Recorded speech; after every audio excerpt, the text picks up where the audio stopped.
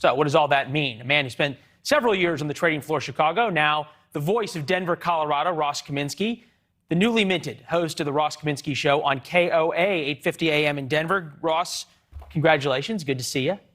Thanks, you too. Congratulations to you too as well. I know it's been a couple of months, but congrats. It's been fun, and we're glad to have you. Why does it matter that some Chinese companies having a hard time?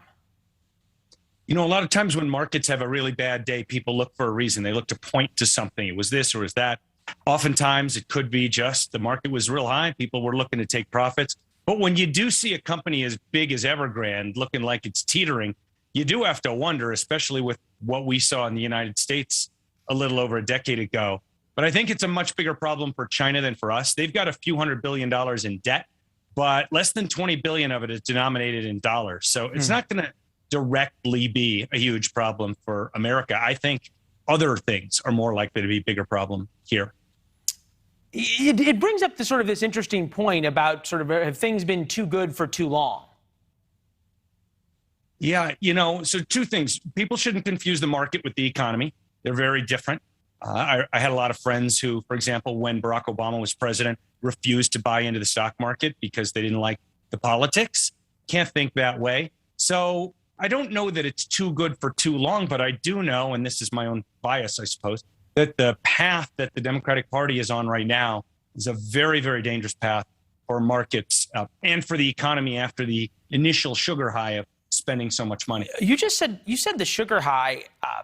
How much effect does the dysfunction in Washington have on the markets right now?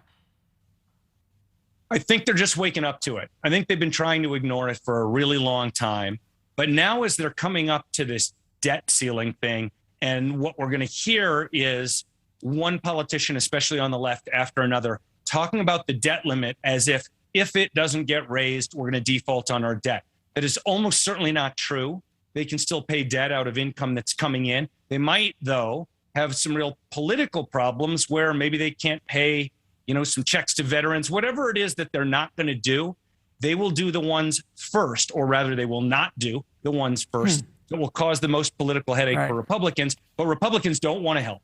Yeah, you can just imagine the headlines now of law enforcement on the southern border not getting paid and those kinds of images and stories, which become the political footballs during shutdowns and debt ceilings.